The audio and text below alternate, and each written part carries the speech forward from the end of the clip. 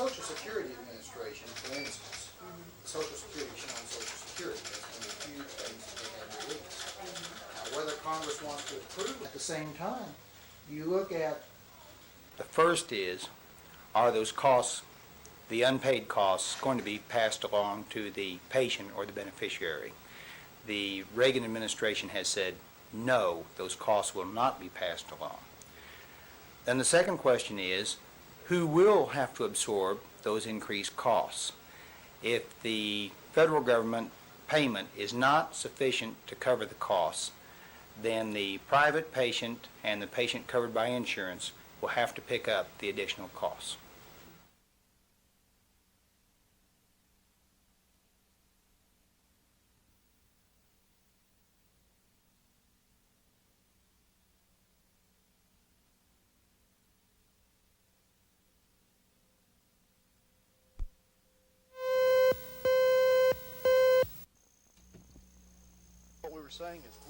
The Narcotic Bureau's new reconnaissance plane was in the air today, looking for fields of marijuana. They found what they were looking for here, deep in a wooded area east of Boley. Ironically, it's the fourth field the agency has found in this area in the past week. The crop was a small but very organized one. The trees had been topped off to be used as supports for the pot plants. The strings still dangle from the posts that once held over 10-foot-tall marijuana trees. From a look at the trunks, this field's been in illegal use for several years. From a look at the pot stalks, the crop was going to be a moneymaker. Exactly how much is hard to say. A plant this size could mean 2 to 5 pounds of the drug. That adds up to easily hundreds of thousands of dollars. But the dollar figure wasn't the important thing today. It's the message being sent out. It's one of those problems that people say you can't do anything about, but I think the message is that that's baloney. I think this is like Christmas in October for the people of Oklahoma. We've been, for the last 2 months, just nobody's had any weekends off. The agents are working 18, 20-hour days in an effort to stop this. And for those individuals who would suggest that there's nothing can be done about this, I would suggest they come out and look at this and say to themselves, is it worth a chance? The Bureau plans to continue their reconnaissance flights, so the only real chance is being taken by the grower. Sherry Sellers, Action 4 in eastern Oklahoma.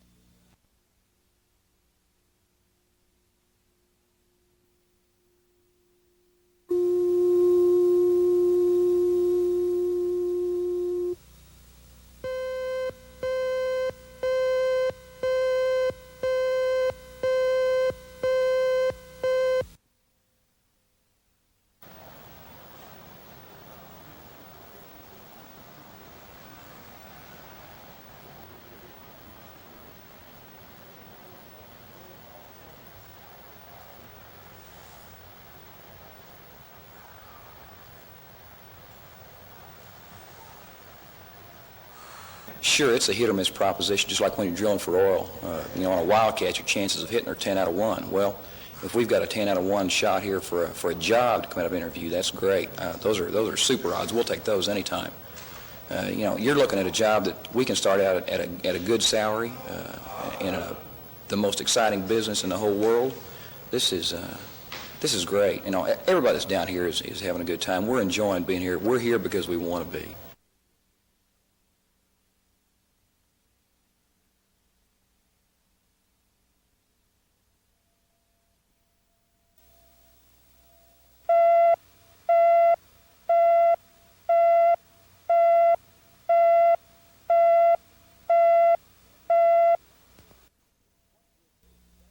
What you're seeing doesn't really exist. Oh, it looks like a bouncing ball, all right, but you can't touch this one. It can only be found inside the electronic microchips of a computer. The computer. It's been around with us for several decades, and for most of its existence, the computer has only been able to print out words and numbers on paper. But a new generation of machines can now produce pictures that are commonly called computer graphics, and they're revolutionizing the entertainment and movie industry. Walt Disney's new film Tron represents the types of movies we'll be seeing a lot more in the future, ones created by the computer. What's interesting about it, unique, is that the world around these people and many of the things they encounter are done by computers. but those are still real people, people who look, although their costumes are somewhat strange, and they were photographed. So the point is, you can now put characters into any environment, and you don't have to build sets. With just a twist of a dial, an operator can mold the lines on the screen in any way desired. A movie camera then photographs it. Color is added, and then it's blended in with the actors for the final product. Computer graphics are also responsible for the video game industry in arcades across the country. And the day doesn't go by that you don't see computer graphics used in TV commercials. Computer graphics is an exploding industry. Right now it's about a $2 billion industry, and the projections are that by the end of the 1980s it'll be somewhere around $6 billion. The multi-billion-dollar computer graphics industry includes a lot more than movies and commercials and video games. In our next segment, we'll show you how the same video graphics found in games like this are being used in the aerospace industry to teach pilots how to fly.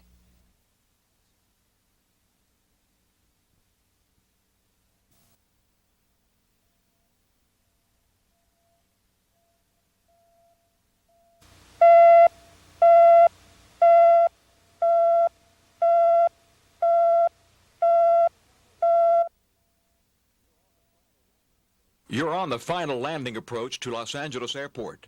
When all of a sudden the engine cuts off, what should you do? Swift action can mean the difference between life and death. But wait, this is not life or death, and the lights are not L.A.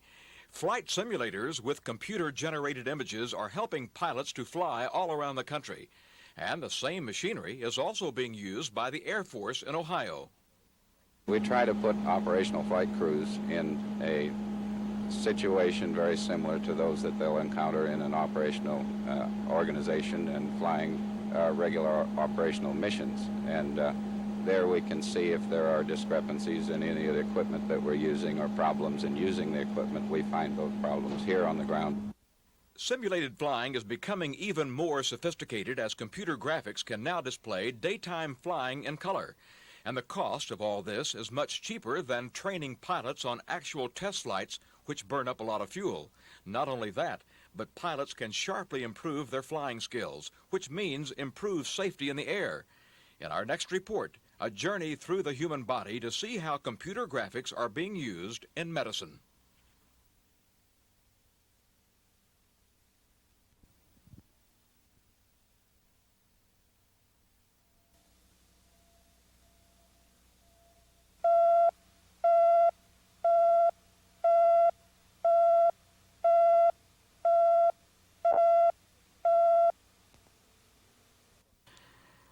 Until a few years ago, doctors could only imagine something like this, a three-dimensional X-ray of the body.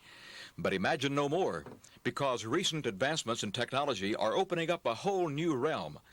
These remarkable pictures made by this machine. It's called a dynamic spatial reconstructor. The DSR is one of a kind. It was built at the Mayo Clinic in Rochester, Minnesota. The DSR uses 14 rotating X-ray tubes that take hundreds of pictures each second. The computer can graphically display the X-rays at any angle. It scans up to 240 cross-sections simultaneously so that we have a stack of cross-sectional images collected which represent what we call a volume of the body which has been scanned. And that volume imaging capability means we can capture the whole heart simultaneously. Instead of just a slice through the heart or a slice through the brain or a slice through the kidneys, the DSR can capture the entire organ in 1/100th of a second.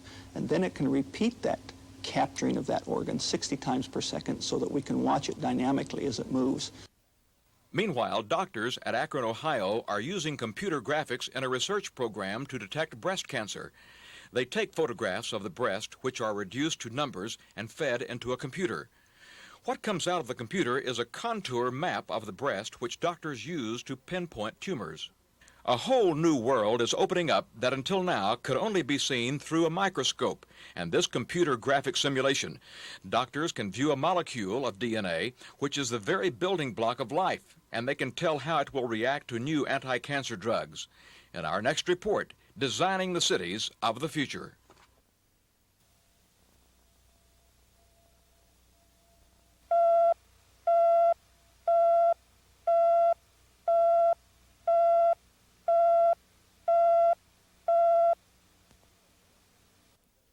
Rome wasn't built in a day, but the time is coming when the building of cities will be designed faster than anything imaginable.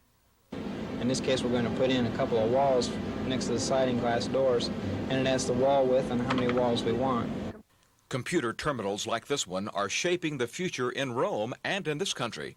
Architects and engineers can now construct a building and office furniture at the touch of a button, and they can make changes just as easily. For instance, on that wall that I just put in across the top, if I didn't want that wall there, I could do what we call backspace. That eliminates the information that I had just put in, and by redisplaying the screen, that image would be gone. Gone, too, is a lot of work time. The computer graphics system is a lot faster than the old method of using a drawing board. And since time is money, construction projects can be finished sooner at a cheaper cost. 10 years from now, you will not see drawing boards in the engineering or architectural firm. You'll see computer terminals located throughout the firm, and you'll have the engineers themselves sitting right at the terminal, producing drawings and doing sophisticated computations. I don't think it'll completely replace us. As far as contract drawings, it probably will. But as far as the concepts and the ideas will still come from us. So it can't do everything. Let's hope not. It shouldn't be long before this new technology is applied in the housing industry to build new homes faster and less expensive. In our next report, the future. It's in the hands of the students.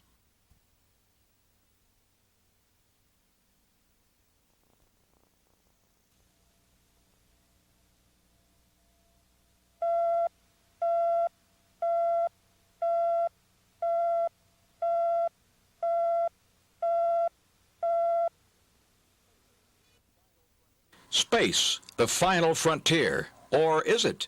No longer does a man need a telescope or rocket ship to get a glimpse of the galaxy. Right here on Earth, we can create whole new worlds on the computer screen. Among the jumble of wires that dangle from the ceiling, connecting one machine with another, is the Computer Graphics Department at Ohio State University. It is here that students like David Zelser are forging the frontier. David is attempting to give computer graphics a new dimension. We're learning how to write programs to control the motion of the skeleton. The skeleton that you see on the line display can be used to control the motion of a more complicated skeleton, which has actual bones modeled in them rather than straight line segments. Eventually, we'd like to be able to put flesh and skin and even clothing on the skeleton, but that's an enormously complicated problem. Right now, we're just trying to understand how to make him move in a normal-looking way. The interest in computer graphics is so great that Ohio State and other universities have more applicants than they can take. We have about 12 students in the program now. Our limiting factor is that we don't have enough equipment. If we had the equipment, we could have 50 graduate students this fall. We are literally turning away dozens of students, and we don't even advertise. But for those students who do make it into the curriculum, their future job possibilities are endless. Well, I would like to stay in computer graphics. It affords me an excellent opportunity to work with both computer hardware and computer software, and also you see nice pretty pictures all the time. Yes, they are pretty pictures. Pictures made without pencils or brush, just the computer. What you've seen in the research lab may soon be available for the home computer within 5 to 10 years. As for the future of computer graphics, it's like space exploration, limited only to man's imagination and ability.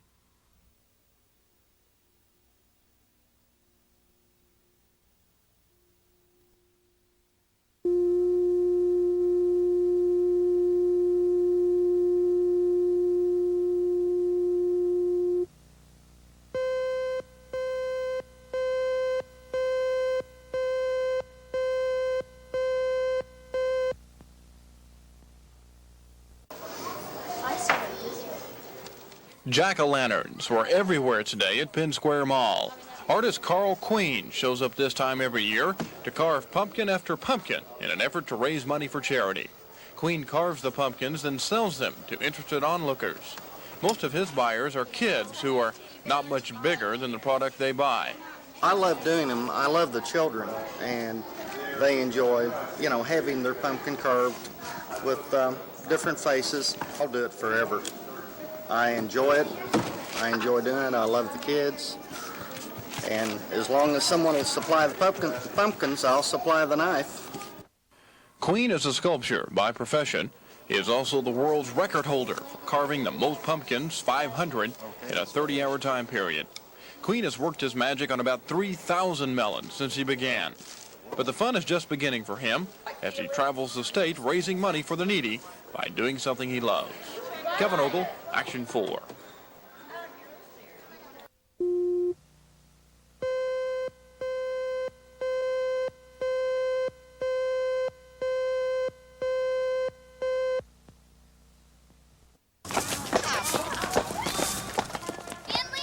The clowns kicked off the anniversary celebration of Speck Homes. They are members of the First Christian Church youth group. Going to Speck Homes was for them a day of fun. But for the teenage boys who live here, the home is an alternative to jail. Speck Homes is a cottage-type rehabilitation home. The boys have committed a crime and are sent here by the courts. But less than 5% of them will become repeat offenders. We don't punish them. We try to help give them self-understanding, self-respect, self-discipline, and self-determination. And if they can accomplish this, then they've got the tools to go out there and live in society, have their own self-respect and the respect of their neighbor. Jimmy is one of almost 2,000 juvenile delinquents in Oklahoma. He's one of the 20 to 30 boys that will stay at Speck Homes this year. He says the home is making a difference in his life. They taught me how to be responsible when I do things, and taught me how to be just respectful to others, and listen to my elders. That's what they showed me how to do things like that.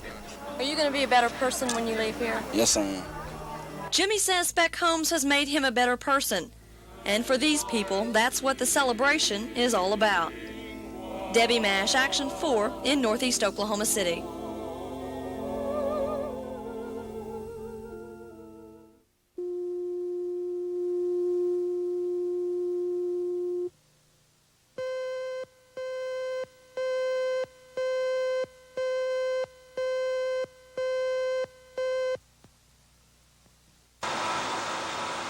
July 5th, the controller of the currency declares Penn Square Bank insolvent. The FDIC moves in supplies to begin running the bank. It's renamed the Deposit Insurance National Bank. As a result of Penn Square. Today, the FDIC called a press conference to discuss the bank's condition. The FDIC is pleased with the way the liquidation is progressing, even though they say it will be a long time, perhaps 10 years, before their job is done. Corporation Chairman William Isaac said what happened at Penn Square was an aberration, that banks in Oklahoma are generally in good shape. However, he did say 35 U.S. banks have failed this year. The previous post-World War II high was 16 in 1976. Isaac blames competition among banks and a sluggish economy for the failures. Isaac also said in light of Penn Square Bank, regulations requiring more disclosures by banks will be required next year. Penn Square Bank may not have gotten into the difficulties in the first place if we'd had those disclosures, or if it started to encounter difficulties, it may have been forced to implement a corrective action more quickly, or finally, if that failed, I think the bank's problems would have been resolved at a much earlier stage than they were. So in the future, the public will know more about the volume of loans generated by banks and about any problem loans they may hold. Bill Ross, Action 4 at the former Penn Square Bank.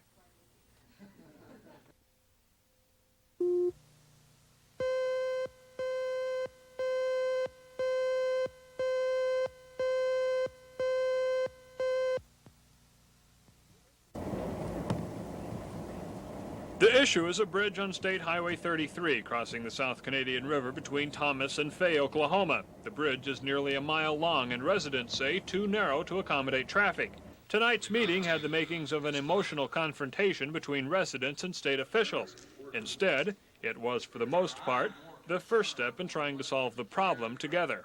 I think they're willing at this time from our conversations that they are willing to lead us and help us go in a direction that will see the end result being a new bridge.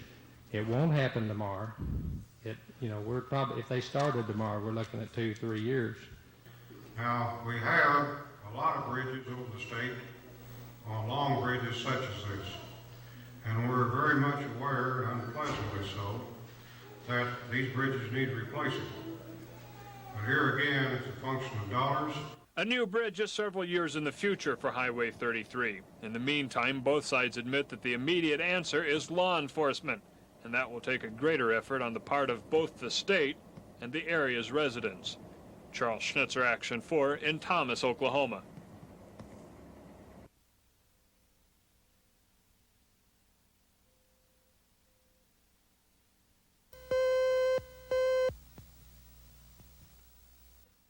What will your plan of action be at this point? What do you intend to do? But we did a story.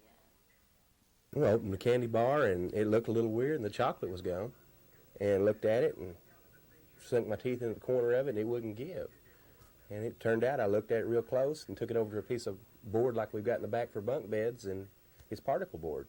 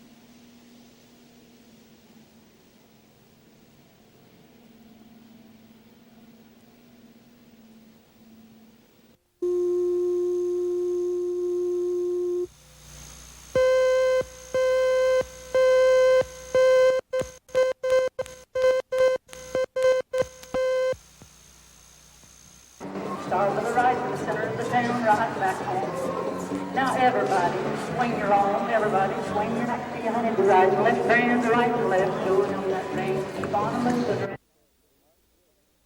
I think they sit in rocking chairs too much. I think they put in more time playing dominoes and bridge and sit on the can in a rocking chair and just dry up. That's what happens. They're not active enough. They don't keep active. They don't keep active. They don't eat the right food. I suggest that they dance. I suggest, first of all, that they start in and take some limbering up exercises.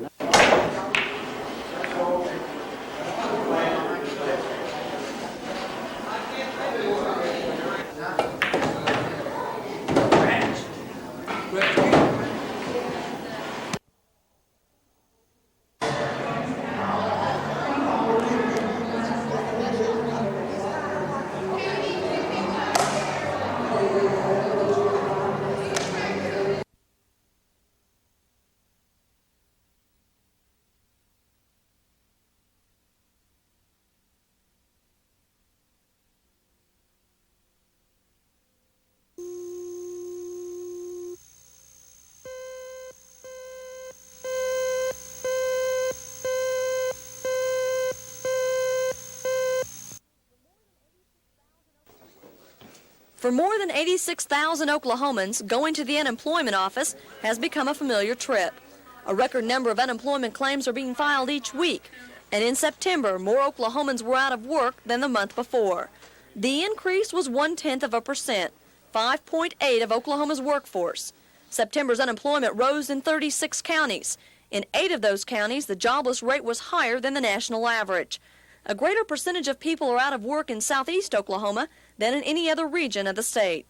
Unemployment is down in 37 counties, but the decline is small compared to the jump of unemployment elsewhere in the state. In Latimer County, the unemployment figure dropped, but almost 14% of the county's workforce is still unemployed.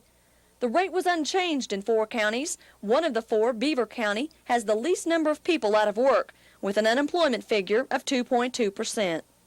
We're seeing a very weak situation in employment with a drop in the number of factory jobs, a drop in the number of mining jobs over the short run, and a drop in transportation employment. So with employment weak, we would naturally expect that there would be an increase in unemployment. Bowman says much like other states, Oklahoma's employment is strongest in trades and services. Bowman says the state's unemployment figures are much lower than the national average. Debbie Mash, Action 4.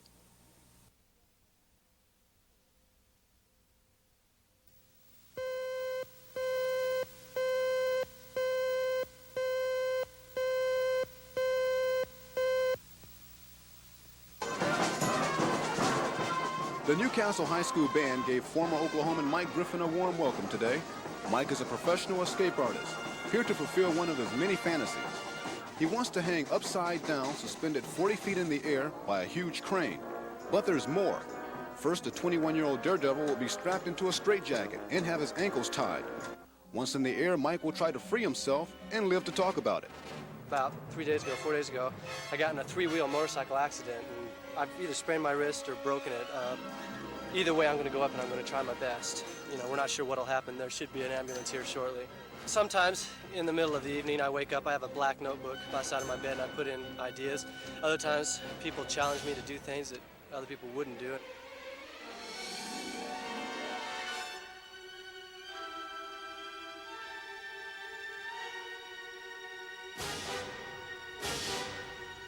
You know, I'm scared to death of heights, but I'm still going to go up and do that because fear is my edge. Fear is my drug.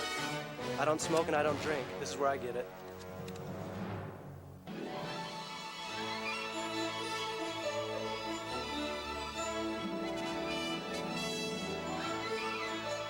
It doesn't stop here. Soon the escape artist wants to lock himself in a box while a semi-truck speeds towards him at 65 miles per hour. Of course, he hopes to be out of the box before the truck runs it over. Mike says he's not crazy, but working toward that goal. Ed Stewart, Action 4 in Southwest Oklahoma City.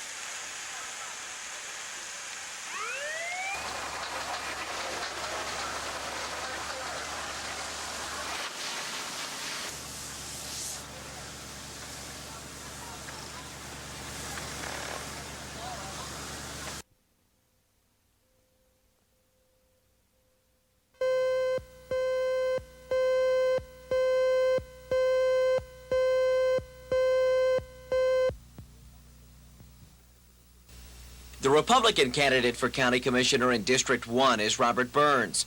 Burns has a strong military background. He served in World War II, Korea, and Vietnam.